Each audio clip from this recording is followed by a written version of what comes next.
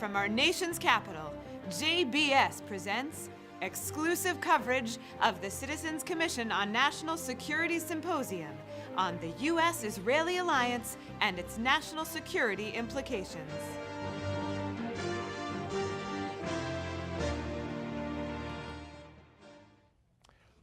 From our nation's capital in the heart of Washington, D.C., I'm Mark Golub. Welcome to JBS's exclusive presentation of what promises to be a most illuminating symposium on the U.S.-Israeli alliance and its national security implications, hosted by the Citizens Commission on National Security.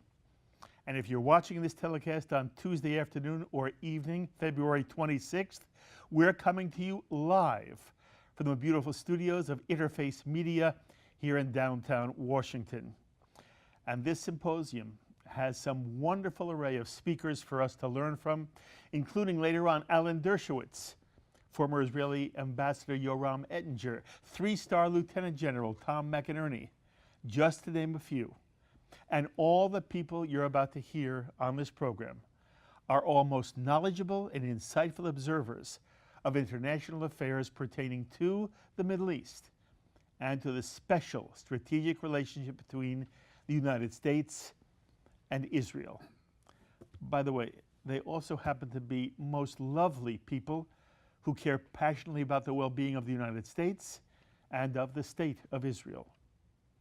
And you know, with global alignments in a state of virtual constant flux today, with the ongoing civil war in Syria, with major diplomatic changes occurring in the Arab Emirate states, and with some very troubling attitudes being expressed by some on the far left of the Democratic Party, this is the perfect time for some serious consideration of the future of the bedrock diplomatic relationship that has traditionally bound the United States and the State of Israel in the strongest of diplomatic, military, and intelligence alliances.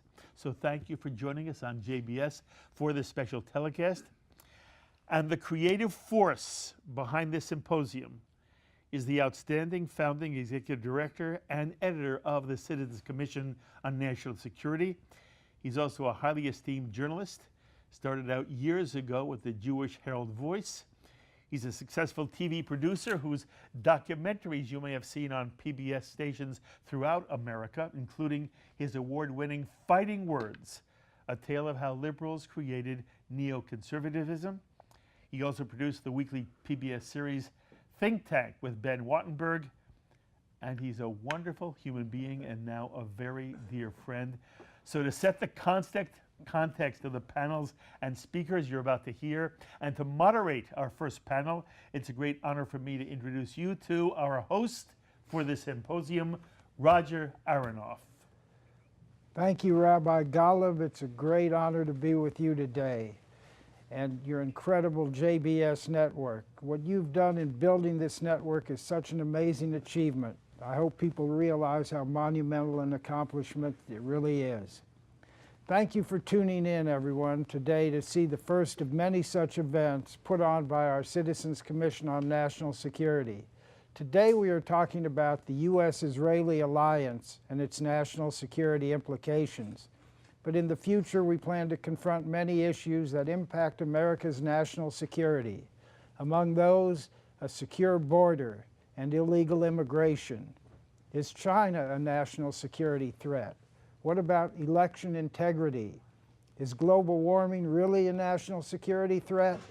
And what about Iran? Each of these and more deserve our unique brand of scrutiny in telling what we see as the truth about each of these situations and more, and report to the country, to Congress, to the White House, and the media what we learn and what we believe. One thing that happens when we do this is, like the field of dreams, you build it and they will come. That happened with Benghazi. The core of this new organization came from the Citizens Commission on Benghazi, formed 6 years ago. People with very important parts of that story that hadn't come out came to us. They recognized our fierce, fearless independence. No one can keep us quiet when it comes to trying to strengthen America's national security. We plan to use FOIA, Freedom of Information, to dig out documents and information that the government doesn't want us seeing. We've done a lot of that. It can drag on, but like you see with our good friends at Judicial Watch, it very often pays off, big time. Please visit our website, ccnationalsecurity.org. That's CC for Citizens Commission, nationalsecurity.org. Take a look at the members of this commission. We have 3 retired generals from Army and Air Force. We recently lost our beloved most senior member, Admiral James Ace Lyons, a national treasure who we all loved and looked up to. We have 2 former CIA officers and many other high-ranking former military people, including the 3 founding members of Special Operations Speaks. Larry Bailey, for example, was a Navy SEAL for 27 years. We have Steve Emerson of the Investigative Project on Terrorism, and Pete Hoekstra, former chair of the House Intelligence Committee, was with us until he was named ambassador to the Netherlands. Alan West, former congressman, retired lieutenant colonel, prolific writer and speaker, has been with us from the start. I don't want to leave anyone out, but we don't have time right now to name everyone. You can read their bios on our website. 3 of our members, besides myself, will be part of the 3 panels we are presenting today, plus famed attorney Alan Dershowitz, the author of A Case for Israel, will join Rabbi Golub for a spirited discussion on this important topic. When I presented our plan for this event to Rabbi Golub, he got it immediately and suggested that we do this, broadcast the whole thing live. But it doesn't end here. This will be archived in segments on our and their website so that people not seeing it today will be able to watch it at their own convenience. We plan to do this on all these topics over the next couple of years. Hopefully we'll do 6 to 8 of these a year, and we will definitely be revisiting the issue of the strategic relationship between the U.S. and Israel. I know that few of you will be able to watch this whole 5+ hours today that we're doing, but please come back to our website or the JBS website and watch the rest. This will be unique, great source information, relevant not just for now, but long into the future. When you visit our website, again, ccnationalsecurity.org, take a look at our history, our members' bios, read about us and about this event. The full schedule is up there right now. We hope that you will sign up to receive our emails and updates, read our articles and reports, join our social media, and very importantly, please support us financially. We need it to continue doing events such as this. While the money is obviously necessary and important, our purpose is to do our part to strengthen America's national security for now and future generations. So let's get started with our first panel. It's called the Historic Alliance. While every decade since Israel's creation as a Jewish state on May 14, 1948, the same day that President Harry Truman recognized the new nation, would be a topic worthy of examination, our focus in this first panel is on the role of Congress, the military, and the two-way street between these 2 allies in more recent decades. We have 3 outstanding guests. Each will speak for about 10 or 12 minutes, and then we will have an extended discussion. You don't want to miss this. Our 3 speakers include a former Senate staffer, Dr. Rand Fishbein, a former Air Force General, Thomas McInerney, and a former Israeli diplomat, Yoram Ettinger. Dr. Rand Fishbein is the president of Fishbein Associates, a public policy consulting firm based in Potomac, Maryland, specializing in national security issues. He is a former special assistant for security affairs to the late Senator Daniel Inouye, and served as professional staff member of both the U.S. Senate Defense Appropriations and Foreign Operations Appropriations subcommittees. He is an authority on the U.S.-Israel strategic relationship, having played a key role in the conception and development of a number of bilateral programs to strengthen joint counterterrorist capabilities, training, force protection, military modernization, and readiness. Rand, take it away. Thank you. Hello and good afternoon. My name is Rand Fishbein, and as Roger just mentioned, I'm a former professional staff member of both the U.S. Senate Defense Appropriations and Foreign Operations Appropriations subcommittees. It is my pleasure to speak with you today on the expanding U.S.-Israel strategic relationship and the role played by the U.S. Congress in its development. While it is a vast subject, I will endeavor to highlight some of the most important benefits that have come from the alliance and the key actions that have shaped its present contours. For nearly 4 decades, the U.S.-Israel strategic relationship has been a cornerstone of American power and influence in the Middle East. Indeed, no other nation has played a more active or effective role in every dimension of the Levantine battle space than Israel. Its precision strike capability, proficiency at intelligence collection, technological innovation, and sheer operational audacity have made it an indispensable partner in containing Russian influence and the maintenance of Pax Americana across the Middle East. That Israel shares America's core democratic values only contributes to the trust and loyalty that each nation has for the other. It should come as no surprise, then, that when Congress first created the major non-NATO ally moniker in 1989, it was with Israel in mind. By every measure, the ties between the U.S. and Israel have grown stronger, deeper, and more diverse over time. It is a trend driven by a broad bipartisan consensus within the American public and the desire of Congress to carry out the will of the American electorate. Congressional support for the Jewish state took root at the time of Israel's founding in 1948. It gained traction as a consequence of the 1967 and 1973 wars. The first significant boost to the burgeoning U.S.-Israel relationship came in 1979 with the signing of the celebrated peace treaty between Jerusalem and Cairo. Congress, backed by the administration, was only too eager to give its blessing to this watershed event by appropriating historically high levels of both economic and military assistance to the two former combatants. It did not take long before Israel demonstrated that far from being a passive recipient of foreign aid, it had the capacity to provide strategic, technological, military, and diplomatic value to Washington, far above its punching weight. Perhaps the most striking example of Israel's military prowess came during the Lebanon War of 1982, when Israel's Air Force downed 86 Syrian aircraft in air-to-air combat without suffering a single loss. Congress and the Pentagon took note.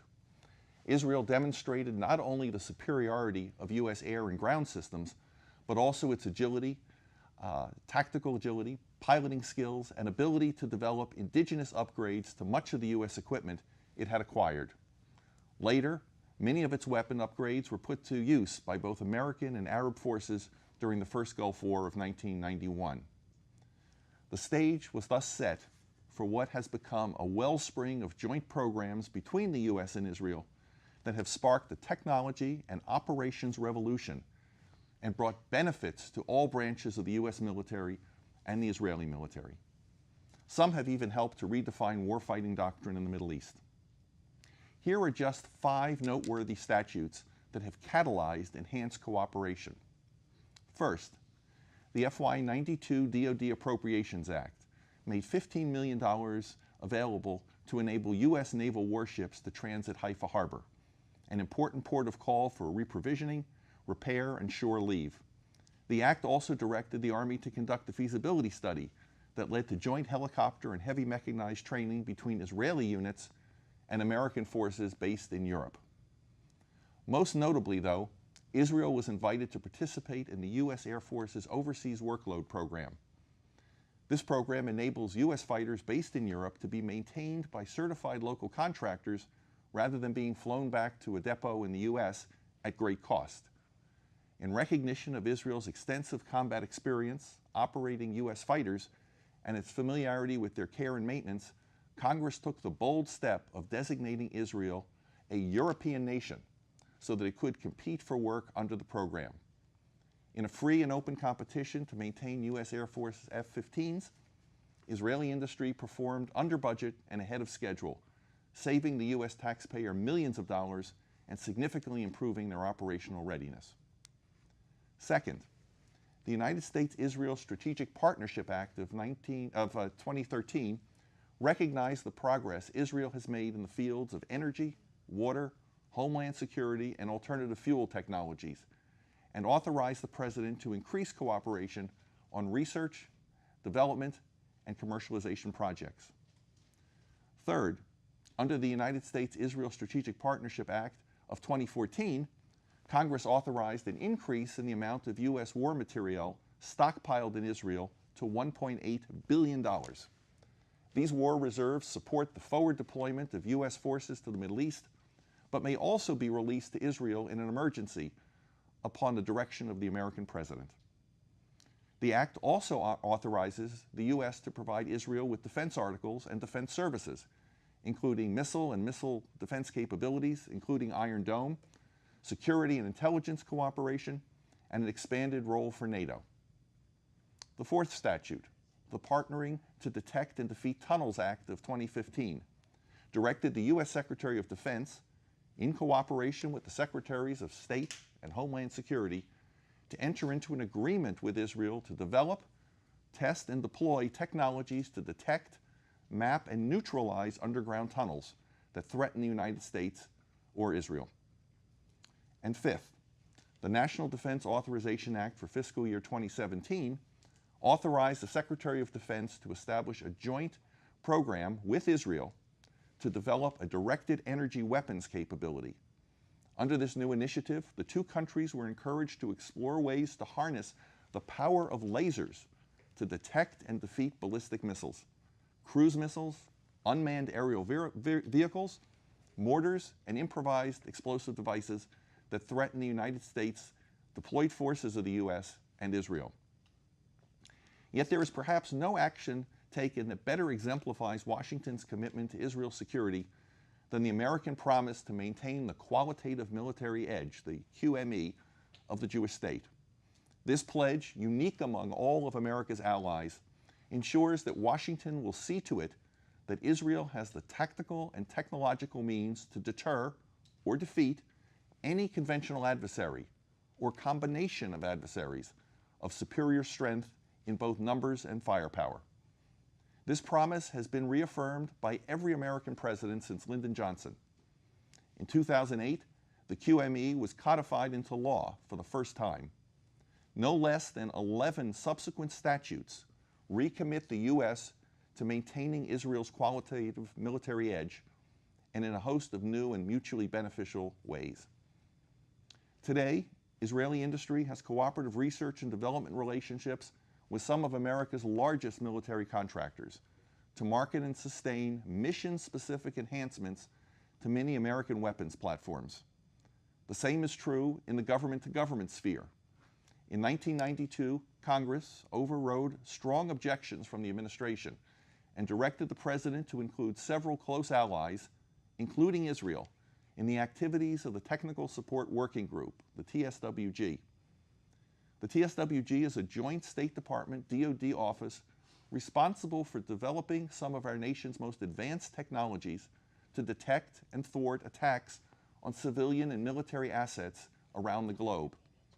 Israel came to the table with a host of projects and quickly became a key TSWG asset for the rapid design and prototyping of innovative solutions urgently needed by law enforcement and the military.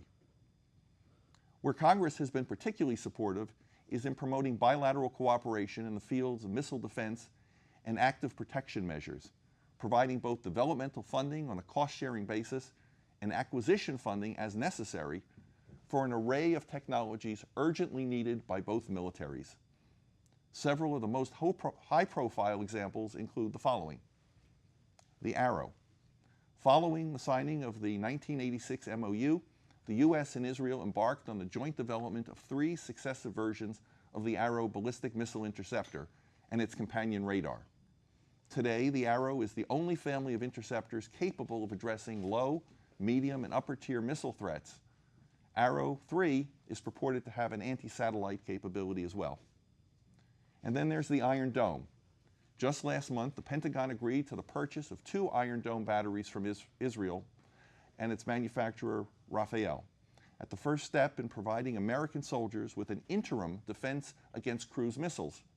Iron Dome has proved its effectiveness by shooting down unmanned aerial vehicles, mortars, artillery, and rockets in over 1,700 interceptions over Gaza, Lebanon, and Israel itself, with an accuracy rate of over 90%. Next, there's a technology called David Sling, co-developed by the Israel Missile Defense Organization, the U.S. Missile Defense Agency, and Israeli contractor.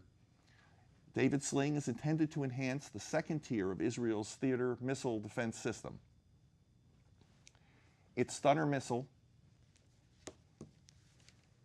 is capable of maneuvering and intercepting enemy planes, drones, tactical ballistic missiles, cruise missiles, and medium to long-range rockets at distances of 25 to 200 miles away. In its first action in July 2018, David Sling successfully engaged and destroyed SS-21 ballistic missiles over Syria. And lastly, Trophy. In 2018, the U.S. Army announced it would acquire the Israeli battle-proven Trophy active protection system for its M1 Abrams tanks. Manufactured by Rafael, the system intercepts and destroys incoming missiles at a short range with a shotgun-like blast, while simultaneously relaying the location of the attacker to targeting forces. While the U.S. and Israel stand shoulder to shoulder in war and peace, it is a foundational principle of their alliance that Jerusalem will rely upon its own manpower, not American troops, to conduct combat operations. In times of protracted emergency, the U.S. has shown it is prepared to rapidly resupply Israel with ammunition, spare parts, and other essential war materiel as needed. In return, Israel continuously provides the U.S. with high-value intelligence on enemy activities across the Middle East, and through its sophisticated SIGINT network, satellite monitoring, and human sources. One area where the two countries have been particularly active is in the effort to thwart Iran's development of nuclear warheads and missile systems to deliver them. It has been widely reported that Israeli and U.S. cyber warfare agencies secretly collaborated in the development and employment of the Stuxnet digital worm to incapacitate Iran's uranium gas centrifuges at the Natanz enrichment facility. Experts believe Stuxnet is but one of a host of similar Trojan horse operations against illicit Iranian military and industrial targets carried out by Israel and the United States. Israel also does what it can to meet the many threats it faces with its own resources. Indeed, while most NATO member states struggle to meet the self-imposed goal for defense of 2% of GDP, Israel spends nearly 5.8% of its GDP on the military, and this amount is expected to grow. My comments today have only touched on a few of the scores of programs and policies that have shaped the U.S.-Israel strategic relationship into one of the most far-reaching and effective alliances in history. Both nations are vibrant democracies, and each understands the necessity of collective defense in a world awash with evildoers. By any standard, the U.S.-Israel strategic alliance has more than lived up to its promise. Thank you for your attention. I now will turn the podium over to my good friend and colleague, General McInerney. Thank you very much, Randy. After 8 years of the Obama administration's incompetence in the Middle East, led by the Iranian nuclear agreement, which was followed by the Arab Spring and the Benghazi fiasco, the Trump administration is now making huge strides in the primary threat to stability in the region, and that is they're taking action to resolve this instability. President Trump's initial visit overseas to Saudi Arabia for an Arab-Muslim summit with the heads of state in May 2017 sent an important signal to the mullahs in Iran that there was a new sheriff in town and the crosshairs were on them. His cancellation of the JCPOA nuclear agreement a year later in May 2018 and the reimposition of economic sanctions demonstrated his resolve. Now, let me review the challenges in history that the Trump administration must overcome to get regime change, which is the only acceptable solution. I repeat, regime change is the only solution acceptable to a peaceful Middle East in the future. The Trump administration has not said that publicly, but it is evident, in my humble opinion, that this is the only successful operation. The announcement yesterday that Foreign Minister Zarif has resigned, even though the Supreme Leader has not accepted it officially, shows their team is under great stress. During the 8 years of the Obama administration, they enabled huge amounts of resources to support the tyrannic regime. This started with Obama ignoring the Green Revolution, which materialized immediately after his election, to loosening sanctions as well as developing new trade opportunities with Europe and Iran, and signing a very flawed nuclear agreement, as well as moving plane loads of hard cash directly to the mullahs. Secretary commented that they would commented and admitted that they would be used in part to spread radical Islam and terrorism in the Middle East, which happened. This was unacceptable, and President Trump has reversed it by cancellation of the JCPOA, to his credit, and great courage, despite European Union disagreement and efforts to get around U.S. sanctions. Now, I well remember being in Shiraz, Iran in 1977 as commander of a USAF F-111 F-4 task force. We were participating in a Central Treaty Organization, that CENTO, exercise when the Shah was still in power, and I was impressed with how effective this organization was. CENTO is composed of the US, the UK, Iraq, Iran, and Pakistan, until Jimmy Carter and Zabig Brzezinski covertly deposed the Shah and let Ayatollah Khomeini return to Iran in the leadership of the Iranian people. Thus was the termination of an important treaty and an even more important Mideast ally in the Shah. This was the greatest mistake since the end of World War II, and its impact 40 years later has ensured instability in the region. Now, at that time, Zabig Brzezinski said, and I quote, "Look at Islam in a rational manner and without demagoguery or emotion. It is the leading religion of the world with 1.5 billion followers," unquote. We now fully understand that Islam is more than a religion. It is an ideology that the Iranian mullahs have radicalized such that it is more evil than Nazism, communism, and fascism. Thanks to Iran and Jimmy Carter. I mention this so we understand the impact the Democratic leadership and the Democratic Party has had on the instability in the Middle East, and why it is so important that the Trump administration's close relationship with Israel is critical to stability. Fortunately, Obama's actions in aiding the Shia crescent sweeping across the Arabian Peninsula has drawn the Sunni Arab states much closer to the Israelis, which we must take advantage of. It is extremely important that we immediately create a de facto Middle East treaty organization, METO, M-E-T-O, led by the U.S. and covertly Israel, conducting quarterly military exercises along with the Egyptians, the Saudis, the Emiratis, the Bahrainians, and the Jordanians. Let's also test the scene with the Qataris and Iraqis to see how entrenched they are with Iran. Initially start out with Air Force and Navy squadrons level exercises, as well as special operation units, which are relatively small and lower cost exercises. Develop tactics, techniques, and procedures to attack Iran effectively with our stealth and huge bunker buster bombs like the 30,000-pound massive ordnance penetrator, and attack the S-300 SAM missile sites, which are so effective against non-stealthy aircraft. Developing these plans for contingency only, because we should try to have the Iranians take their country back through revolution, not through overt military action. Let's not try to formalize this organization initially, as that takes too long, but let the military leaders just start working together, operating out of the air bases in the region. All of those nations operate U.S. aircraft, to include the F-35s, which the Israeli Defense Forces have. This is revolutionizing air power, that is the F-35. And the current Air Force Chief of Staff, General Goldfein, says that it is the quarterback of air power. So let's train our allies to cooperate with it now. Start the exchange of intelligence, surveillance, and reconnaissance information with the allies. Send a signal to the Russians and the Iranians in Syria that we are drawing lines and clearly superior to them in numbers and capabilities. This is the initial core capability that will send a signal to the mullahs regime in Tehran, heading towards the end game.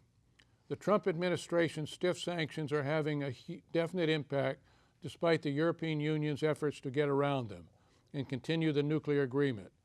The EU is more concerned with their economic betterment than realizing they have a responsibility to destabilize the mullahs, who have been the dominant destabilizers in the area for the last 40 years. Recent reports within the last day indicate the Iranians are considering a nuclear breakout imminently. So we must be prepared to expedite our covert and overt operations. These economic sanctions are critical to our strategy on regime change and should be followed by covert operations with key allies in the region whom I have already mentioned. These efforts should be disinformation and providing communications and weapons to arm the dissidents. Iran is ripe for covert operations, with the population composed mostly of 61% Persians, 16% Azeris, 10% Kurds, and the rest are cats and dogs. Oil production is their dominant economic product. They have very vulnerable export terminal on Karg Island, plus another huge ship afloat that they use to export oil to the huge tankers that tie up alongside it, about 30 miles out in the Gulf. I repeat, both are very vulnerable to accidents. Even today, they are having protests because the population basically does not approve of all the money going to Syria, Iraq, and Lebanon. And now some of it is going to Venezuela. And it's not improving the quality of life. The U.S. government and allies should increase our information operations to include radio and internet exploitation to inform the Iranian people how much the mullahs are cheating them out of a better life. After 40 years, the population has figured it out, so let's exploit it. Let's help the Iranian people take their country back. As more protesters ramp up their activity, all the IRGC forces in Iraq, Syria, Lebanon, and now Venezuela will be forced to return to maintain stability. With increased numbers of accidents, that will further exacerbate the economic conditions. The Iranian people will get control of their country, and the radical Islamists will lose control and stability. Hopefully, the Middle East will return again as it was during the Cento days, when the Shah was in power and Iran was a stabilizing factor in the region. Then there was no Al-Qaeda, Muslim Brotherhood, Hezbollah, Hamas, etc., actively creating global chaos. This radical Islamic activism did not start until after 1979, when the mullahs took over in Iran. Let's put this evil ideology back in its inactive place. Only our Muslim allies can do this, led by Saudi Arabia, as the key protector of the two holy cities, Mecca and Medina, where this ideology comes from. The Israeli and U.S. military leadership is absolutely essential to the success of this strategy. I strongly support the strategy of reducing our boots on the ground after 18 years. Let's have our Arab allies pick up that responsibility. We have found out that nation building in a Muslim country does not work. They do not want our Jeffersonian democracy. It is an antithesis to the Muslim ideology. So let's ensure we optimize our forces appropriately. Use our asymmetric advantages in air and sea power with precision weapons and stealth if we have to. But let's really focus on covert action that will enable the Iranian people to take their country back. Thank you very much. And now I'd like to introduce Yoram, a great and well-known member of this great community that you have in the United States. Yoram? Thank you very much. Let me introduce Yoram. Former Ambassador Yoram Ettinger's weekly column covers Middle East affairs, the Palestinian issue, Jewish-Arab demographics, and the threat of Iran's Ayatollahs. Among other topics, And Yoram has accumulated over 40 years' experience as a researcher, diplomat, writer, lecturer, and consultant to Israel and U.S. legislators and their staffers. He is the president of America-Israel Opportunities, a consultancy on U.S. Mideast policy, U.S.-Israel relations, and inter-Arab affairs. Yoram served as Minister for Congressional Affairs with the rank of Ambassador at Israel's Embassy in Washington, D.C., Director of Israel's Government Press Office, coordinating relations with overseas journalists, Israel's Consul General to the Southwestern USA, based in Houston, Texas. Yoram? Thank you very much. Contrary to conventional wisdom, the U.S. does not extend foreign aid to Israel. In reality, the U.S. makes an investment in Israel, an investment which has produced a few 100% rate of return to the U.S. in tangible terms, in dollar terms.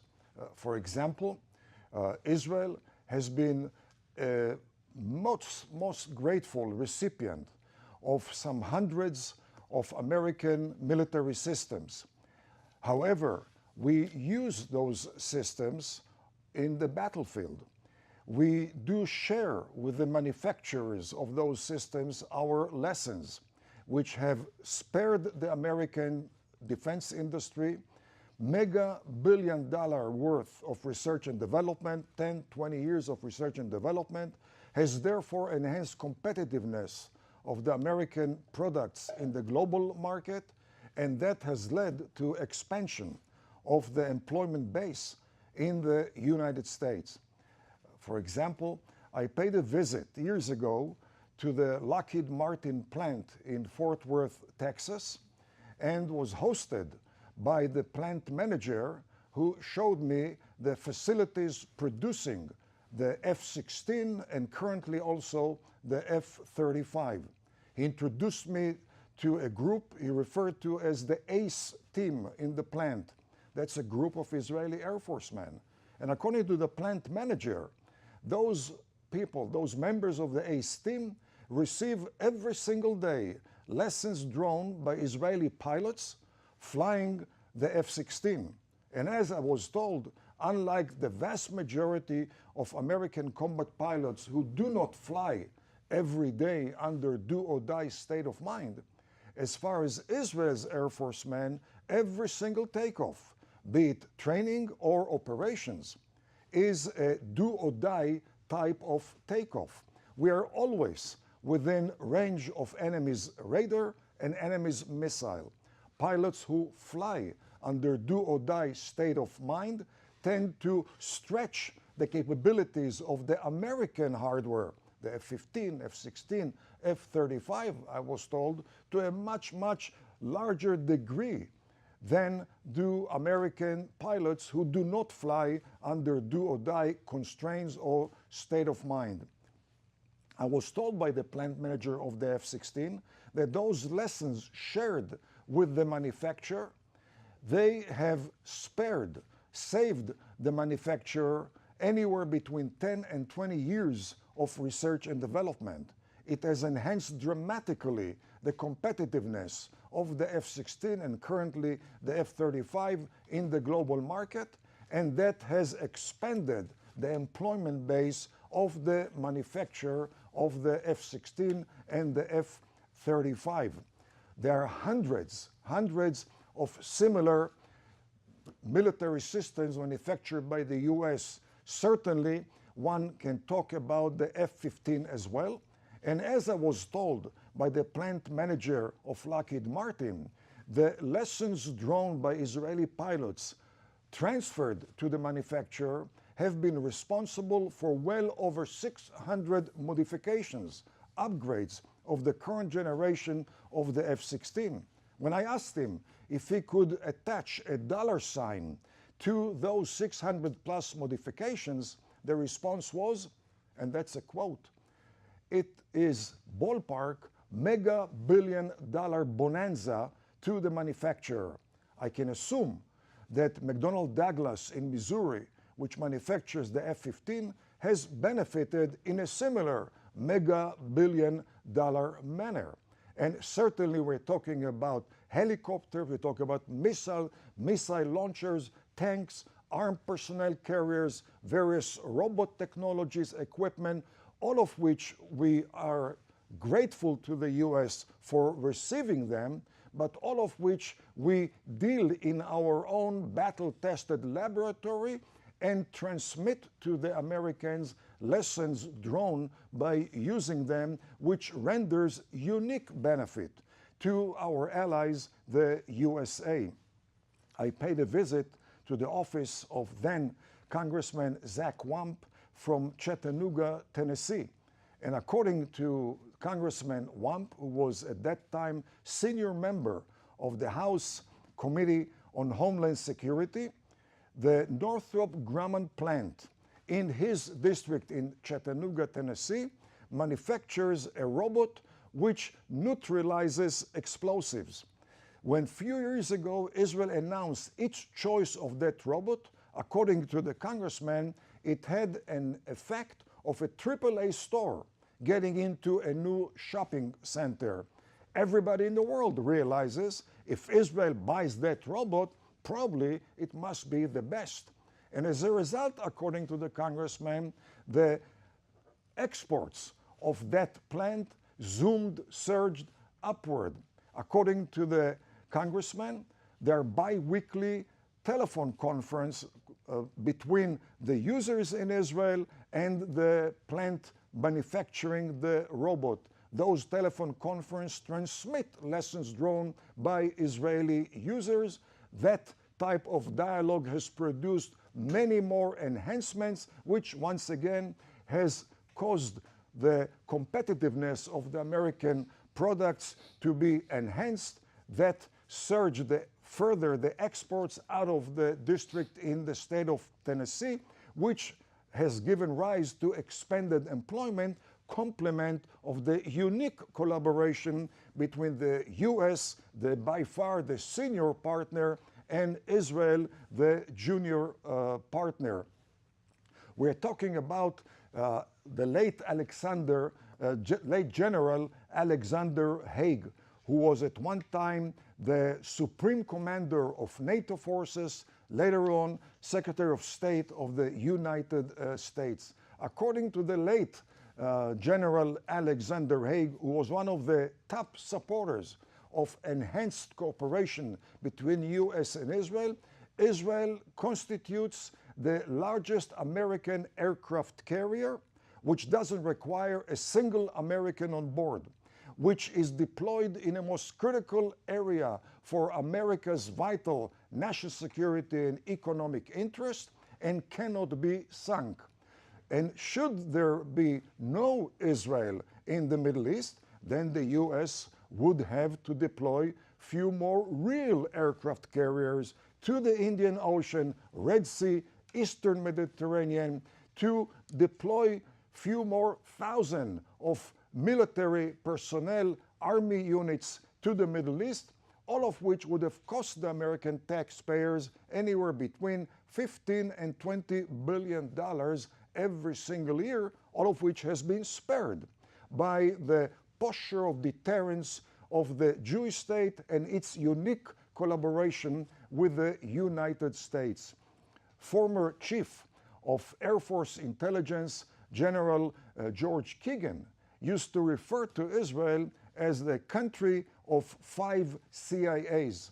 According to his own estimate, the scope of intelligence shared by Israel with the US amounted to roughly what the US gets from the CIA multiplied by 5. A former chairman of the Intelligence Committee in the Senate and later on chairman of the Full Appropriations Committee, the late Senator Daniel Inouye, said that the scope of intelligence shared by Israel with the US exceeds that which the US receives from all NATO countries combined. A few years ago, I paid a visit to Birmingham, Alabama, and I met with the president of one of the campuses in the area, who happened to be retired General Chuck Krulek, a former commandant of the US Marine Corps. I asked the general whether he had, during his service, any direct contact with the Israeli Defense Forces. His response was that he was very much involved with battle tactic formulation in the US military. And he posed a rhetorical question. How do you think, Yoram, we develop our battle tactics in the US, if not in accordance with the Israeli experience? When one looks at the collaboration between Israel and the USA, today Israel serves as a major supporter of pro-American Arab countries in the region, whether it is Jordan, whether it is Saudi Arabia, the United Arab Emirates, Kuwait, Oman, Bahrain, sparing the US the need to dispatch more soldiers, extending the strategic hand of the US. We are a major outpost of the US military. And certainly when one talks about US and the Persian Gulf, going back to the first Gulf War, the then Secretary of Defense Dick Cheney spoke following the January 1991 Gulf War, and he referred to the 1981 bombing by Israel of then the Iraqi nuclear reactor, stating that if not for that Israeli eradication of Iraq's nuclear reactor, then in 1991 the US would have faced potentially a nuclear war. To sum up, I would say that contrary to conventional wisdom, US-Israel relations do not constitute a one-way street, but rather a mutually beneficial two-way street, which highlights the unique synergy between the leader of the free world and its junior partner, Israel, which is very critical to Israel's own survival, but at the same time generates mega billion-dollar benefits to the American taxpayer, the US, both in terms of national security as well as economy.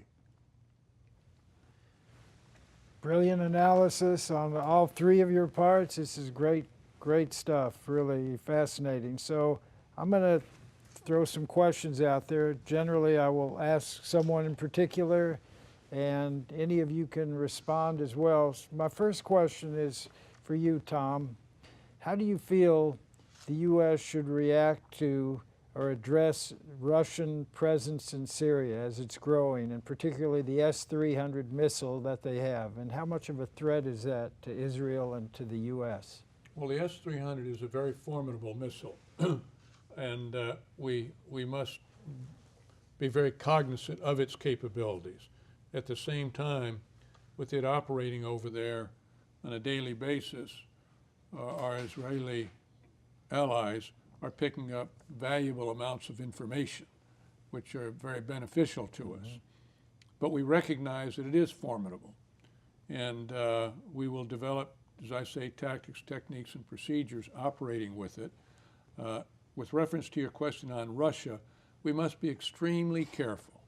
I had a lot of problems with the Obama administration letting the Russians back in, and that's because of the way we were handling things. But now they're back in, and we do not want to have an overt problem, although we've killed 200 Russian, quote, volunteers in an exercise, not an exercise, but when they were about to attack U.S. forces. But we must be very careful what's going on over there and have good communications with their leadership. But it is something that we all wish would not have happened, but the facts are that it has, and we've got to be very cautious and work closely so we don't create a crisis that we don't want. Okay. Anyone else want to comment on that one? If not, Randy, what consequences do you believe that the current wave of anti-Israel feeling that we're seeing within the Democratic Party, that it will have on future U.S.-Israel strategic relations? Roger, that's a very good question, and sadly, I think we have to address it as an unfortunate reality of today's rather toxic politics on the Hill and across the country in many forums. You know, for many, many years, in fact, for much of Israel's existence, the Democratic Party was the stalwart of support for Israel. Israel has always been viewed as a bipartisan issue, even by both parties. And so we didn't have the kind of vitriol that we have today, but things have changed. And the Democratic Party has really abandoned its traditional position as a supporter, unconditional supporter of Israel, and has questioned not only its tactics and its politics and its diplomacy, but in some quarters by some very junior members recently, even its very existence. And this is a frightening concern. What you've heard today from all three of us has been the vital role that Israel plays in not only its security, but in the security of the region and the United States. We work interoperably. There is no relationship, national relationship in the world that I'm aware of that is as deep and as broad as the one between the U.S. and Israel. And so to have members of Congress break from the traditional historic consensus is very disturbing. Thankfully, though, the Republican Party seems to have stepped into the breach and providing the necessary support to ensure the continuation of the relationship and even the growth of the relationship. So I am concerned. I hope this smoldering fire doesn't spread. And it really is up to all Americans of goodwill to stand up and reinforce the message that this alliance is to the benefit of both our countries and encourage members of Congress to support it. And Yoram, how does it appear inside Israel and with the Trump administration, the strategic support from the U.S. and kind of the battles between the two parties in this country? Well, generally speaking, when it comes to Israel, the assumption is that America, the U.S., is a staunch, inherent supporter of the Jewish state. There is minimal distinction by Israelis of the Democratic or Republican type of support. However, what I would like to emphasize as an Israeli, while we should not underestimate or ignore any criticism of Israel, at the same time, we should not ignore the precedents. We had certain periods of very tense relations when Bush Sr. and Secretary of State Baker shaped U.S. foreign policy, national security policy. Those were very difficult years between the American administration and the Israeli administration. However, at the same time, strategic cooperation surged because reality has suggested it, and certainly Congress was fully behind it. President Obama had many reservations about Israel, but the fact is that collaboration has surged. Once again, reality highlights the very positive role played by Israel. And as was mentioned here just a few minutes ago, it behooves everyone who understands the contribution by Israel to the stability of the region, to the pro-American Arab regimes, and generally to U.S. national security, to roll up the sleeves even higher and share those elements, those documented precedents with the U.S. legislators and with the American public, the constituents at large. So how difficult would it be for the U.S. and Israel to destroy Iran's growing nuclear weapons program and ballistic missile infrastructure, and how might such a military campaign be waged? Well, it would be a challenge. The fact is we could do it. We are not nearly the force structure that we used to be. When I was the Assistant Vice Chief of Staff of the Air Force, number 3 man, we had 150 fighter squadrons. Today we've got 55. So we're 1/3 the size we used to be. And that goes back to Desert Storm days. So it would be a greater challenge, but combined with the Israelis, and I also believe with our other Saudis, and others that they would participate in this. We have the weapons that can penetrate with the massive ordnance penetrator and multiple ones in the same holes and different things. There are different techniques we could use, but there's no question that it would be a rather short campaign to get those sites. The nuclear sites, we'd have to take out the S-300s, but we have those capabilities with our F-35s and our B-2s. So there's no question that we couldn't do it and do it within 30 days. Now, I'm not talking taking over the country in 30 days. I'm a land campaign. I'm talking an air campaign to take out those specific nuclear sites and other related sites that we could neutralize. Do you feel there's a growing movement toward this happening, or what do you think? Again, I think the best thing to do is to let the Iranian people. Now, you asked me, do I think it's happening? I think it's a combination of both, but I think more important is the Iranian people want their country back. Right. They're realizing it. That's where we ought to put our great emphasis. Yoram? It seems to me that when a person is diagnosed with early case of cancer, that person should not wait until that cancer spreads, but rather preempt that cancer. The cost of reacting to a nuclear Iran would be disastrous, by far more negative, more critical than preempting Iran and hitting it before it becomes fully equipped nuclear power. Okay. So let me ask you, Randy, talk about Turkey. Are they a considerable threat now to the U.S., in Syria, to Israel? How do you see Turkey's role? Well, I think all those who watch Turkey closely agree that the country that Turkey once was, as a close NATO ally, one that one can trust with intelligence information and cooperative reactions to affairs in the region, has morphed into something that is really quite unfortunate. Today, Turkey is run by an Islamist who bears a great deal of sympathy towards Iran. It's effectively an alliance with Iran. They've shown tremendous affinity for the Russians. The Russians have promised to provide S-400 missiles to Turkey, which, if the Turks accept, would throw them into a violation of NATO, which requires that everyone purchase NATO arms and not arms from our adversaries. In reaction to Turkey's behavior of late, the administration just last week announced that it was not going to sell the F-35 to Turkey. Turkey has been part of that consortium that's going to purchase the F-35 for a decade and a half now.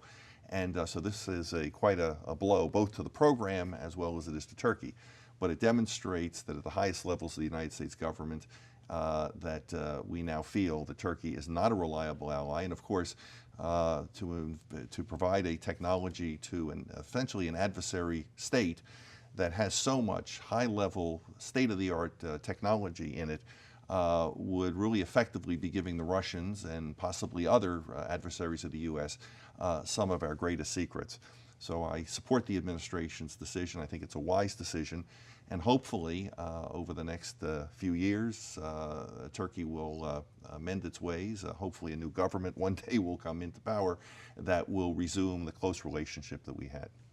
Tom, do you have anything to add on that? The F-35? No, I agree, except to say I strongly support the cancellation, if it amounts to that, of F-35s going to Turkey, as Randy said, if they in fact procure the S-400. Yeah, look, we were pushing for them to stop that long before they had approved it, and it was kind of just incidental lately that they decided to cancel it, so it seemed pretty close call on that. Right, you were heavily involved with that. We all were in trying to stop that. Yeah. So Yoram, wouldn't enhanced U.S.-Israel relations undermine U.S.-Arab relations? How is that working out? Well, there are certainly people including some top officials here in this town, who assume that this is the reality, a zero-sum game.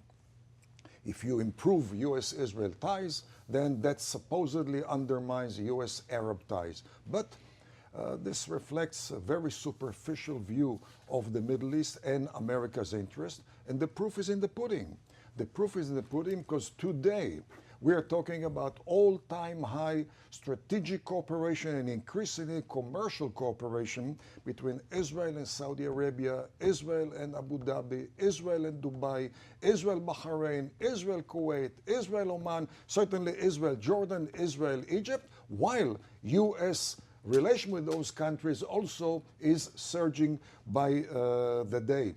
That reality is not new. You go back to 1981, when Israel bombed the Iraqi nuclear reactor. The fact is that the Israeli Air Force flew to Baghdad over the territory of Jordan and Saudi Arabia, back and forth, unchallenged by the Air Force of Saudi Arabia or the Air Force of Jordan. Both were very supportive of the Israeli operation against Saddam Hussein. And that goes back also to 1967. In 1967, the 6 Days War, when we preempted Egypt, Syria, and Jordan, Nasser of Egypt was on his way to become the pan-Arab leader with an aim to topple all pro-American regimes in the Arabian Peninsula. And when the war was over, and we basically decimated the military power of Egypt and certainly that of Syria and Jordan, the Saudis and the rest of them in the Persian Gulf didn't do it publicly. But certainly in their own environment, they celebrated the demise of the #1 enemy, and they could care less whether it was carried out by a quote-unquote believer or quote-unquote infidel. And last and not least, we recently had 3 military confrontations between Israel and the Palestinians in Gaza. None of the Arab countries came to support the Palestinians, and in fact, the last 2 such confrontations, more and more Arabs condemned the Palestinians for triggering those wars. Well, it seems like the main catalyst for all that is that Iran collected $150 billion or so that had been frozen, and they have been creating havoc in the area, Lebanon and Syria and Yemen, and that has sort of created these new alliances that are sort of under the radar, but it sort of made it clear that the Israeli-Palestinian issue isn't the whole source of the Middle Eastern, dilemmas that we face. Well, certainly when you look at contemporary 2019 Middle East, you realize that the Palestinian issue, with all due respect, has nothing to do with the Arab tsunami, which the superficial folks call the Arab Spring. There is nothing spring-like in that phenomena. But that Arab tsunami, which is still raging, has absolutely nothing to do with the Palestinian issue. It has nothing to do with the Arab-Israeli conflict, and it highlights the real priorities in the Middle East as far as U.S. interest, as far as Arab interest. And against the backdrop of those top threats and top challenges, the Arabs, the pro-American Arab leaders, do consider Israel to be the most effective life insurance agent, irrespective that we are, quote-unquote, a nation of infidel, and therefore they are very much inclined to advance rather than to downplay collaboration with Israel. I would only add to that one thing that President Obama did do is by trying to make the Iranians the hegemon in the region has brought the Israelis closer together with the Sunni Arabs. There's just no question about that. You've made more progress in the last 10 years in that relationship which I think everybody recognized the danger of Iran being the hegemon and how far they've swept across the Arabian Peninsula. Absolutely.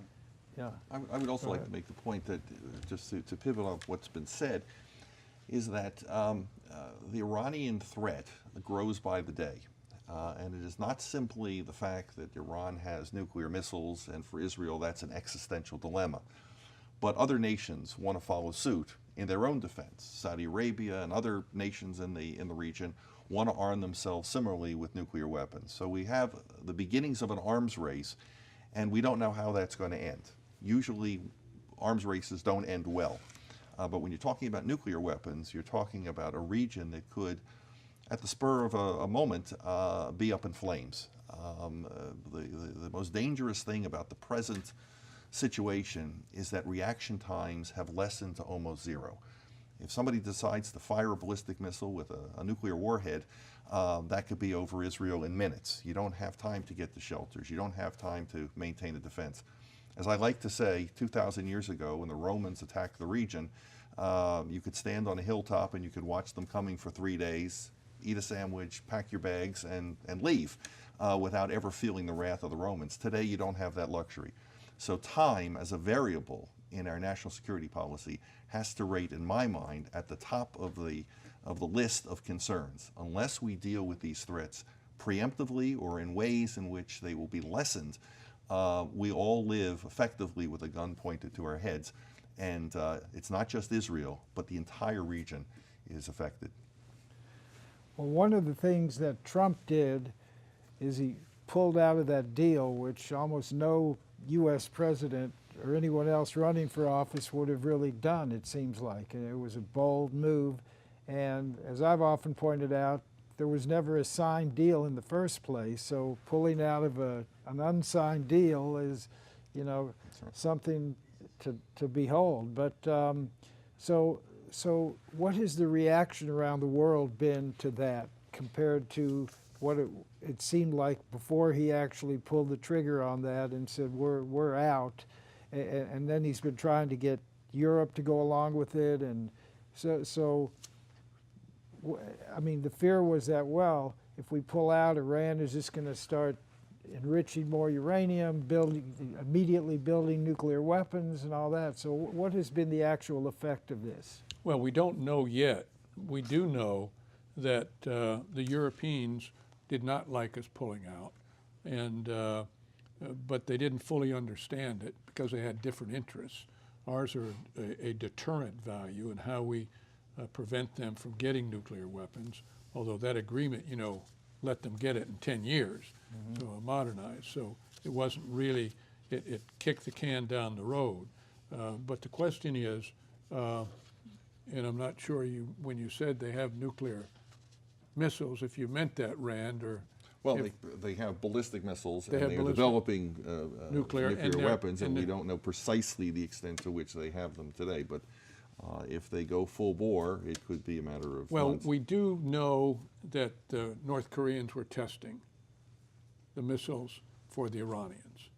And so now we have this dilemma with the president in Hanoi right now talking with the North Korean president on where we go. So there's this huge challenge. The threat in the Middle East is clearly Iran. A nuclear Iran is not acceptable. It's not acceptable. And the fact is, whether we preempt or what we do, we cannot allow them to have nuclear weapons. Yes. I would suggest not to be overly concerned with what does the world think about reality, but to accord reality the predominant role and weight in defiance of the position by the world, and that's in light of the track record of the world. And we refer mostly to Western democracies, West Europe, and some elements in this country as well, the Department of State especially. And we should go back a few years. The world, so to speak, and the mavens supposedly in this town of foreign policy embraced Saddam Hussein until the invasion of Kuwait back in August of 1990. What does it say about the comprehension of the Middle East by those mavens or the world. The world applauded when Arafat was accorded Nobel Prize for Peace. Can you imagine one of the top international terrorists accorded the Prize of Peace, applauded by so-called the world and the mavens and the elite media in this country, the New York Times, the Washington Post, the major networks, CNN, etc.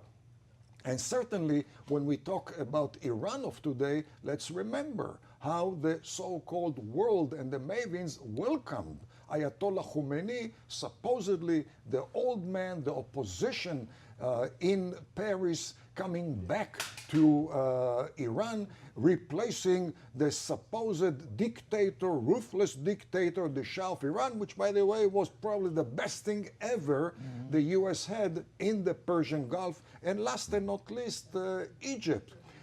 When Morsi, the Muslim Brotherhood, toppled the regime of Mubarak, once again, the world embraced Morsi, including the president of this country.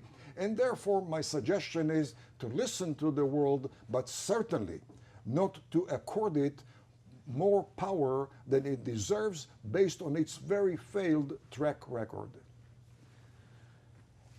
Yoram, being the only Israeli here, why don't you give us a little overview, because we know there's an election coming up in April.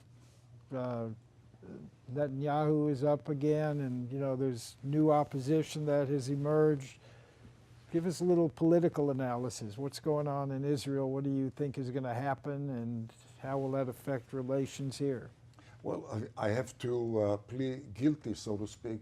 I don't consider myself an expert on Israeli politics. I follow it, but I don't invest in it as much time as I do in U.S. politics or U.S.-Israeli relations. However, my message to myself and my so-called fellow Israelis or Americans is to realize whether you're a leftist Israeli or a right-winger Israeli, unlike Western societies, both are patriots of Israel, as we see from the military service, where until today, the majority of Israeli combat pilots are left of center. The vast majority of Israel's special operations top officers are left of center. And this has absolutely nothing to do with their commitment to effective military service on behalf of Israel, which once again advances the USA. And we have had that type of reality from 1948-49, when Israel was ruled, established in fact, by the Labor Party, as well as since 1977, when we had series of left and then series of right type of coalitions. Throughout those years, left and right have displayed equal degree of affinity and appreciation of the United States and strategic ties, economic ties, scientific, technological ties with the USA. I have no doubt that irrespective of who is the next Prime Minister of Israel, the very positive contribution by Israel to American interests is going to persist. It serves Israel's interest, and most importantly for American, it benefits Americans both commercially as well as militarily. Okay. Anyone else on that? So Israel, Tom, is considering the purchase of additional F-15 aircraft, and the U.S. Air Force may do the same. Is the upgrade of this legacy aircraft sufficient to ensure U.S. air dominance as the modernization of new foreign aircraft and improved anti-aircraft systems continue to enter service? No, I don't think so. I think it's a stopgap measure because the F-15s that we have now are getting so old.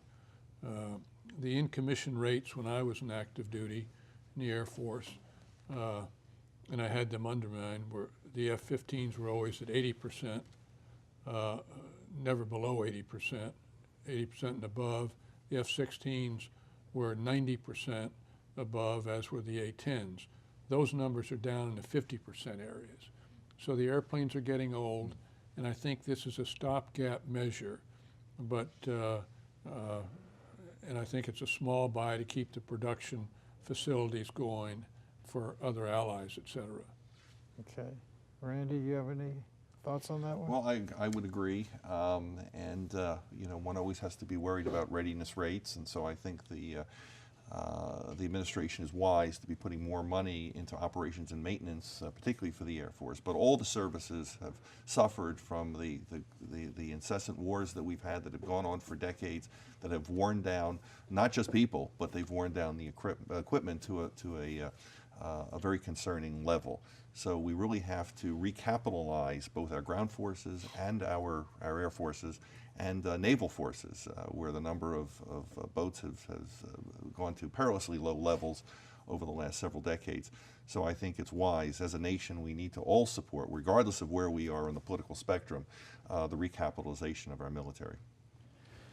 One of the takeaways from your talk is how the relations with the U.S. Congress and Israel sort of is steadfast and remains almost regardless of who the president is. I mean, and you were very involved in that process. So how is that the case, that the Congress is so stalwart, and how is that as like a stabilizing factor in the relationship between U.S. and Israel? Well, I think there are a whole host of reasons for that. I know Yoram is perhaps the foremost expert on the history of U.S.-Jewish relations and the affinity that Americans of all stripe have for Israel and for the Jewish people, and I think it's a wonderful story, and I hope we can devote a session to Yoram telling that story, because he does a magnificent job. But specifically speaking to today, it's a wonderful feeling to work in an institution where most of the members understand, regardless of their political stripes, the importance of Israel. And again, the benefits that the United States draws from that relationship. But there is a historical, a spiritual, a diplomatic affinity that really transcends politics. Yes, today we have some members of Congress who have really broken from the traditional feelings of support. They are few. They are not the dominant force. And hopefully they will come around to understanding, as they grow into the job of representing their constituencies, the value, as you've heard of today, that Israel provides to the United States. So I'm heartened by a history that is really one that we can be proud of support, and the fact that as new threats emerge, our relationship is not stagnant. It grows, it modifies, it adapts to the new circumstances. The world is becoming, unfortunately, a much more dangerous place, and the leadership in Washington, I think, understands that. So I'm optimistic and looking forward to this relationship growing in the future. Yoram, you achieved your status as ambassador when you were assigned to the embassy here in Washington, and were involved with congressional relations at the time. So can you talk about that as well, the historic ties then between Congress and Israel, and how that sort of supersedes anything going on at the executive level? Well, I just want to make clear, I was not the ambassador, Okay, I was right. an ambassador Right, at, okay. at the embassy. That's all right. When it comes to U.S. Congress, it is in line with the U.S. political system. The legislature is co-equal and co-determining on all issues, including Israel. But because the vast majority of constituents have special regard for Israel, the Jewish state, therefore the vast majority of legislators do reflect that sentiment by their constituents. And provide just one example. Whenever the members of the House gather at the chamber of the House, they see around the chamber inside 23 busts of the heads of the 23 top historical lawgivers. In the middle, it's Moses staring at the speaker. And while all other 22 busts are in profile, Moses is the only one who looks straight. And when I asked the curator of the building, why is this bust different than all other busts? His response was interesting. Aren't you a Jew from Israel? Don't you know that Moses is the source and the rest are the derivatives? By the way, I wish that one day we'll have Moses bust also at the Israeli legislature, the Knesset. We still are not there yet. So Tom, talk a little more about sort of the relationship from military to military between the U.S. and Israel. Well, how they train together, whatever. Yeah, it's extremely close. We have Israeli pilots that go to fighter weapons school and at Nellis Air Force Base. We're having more squadron visits to Israel now. You know, we have a Patriot. I think the Patriots are still over there.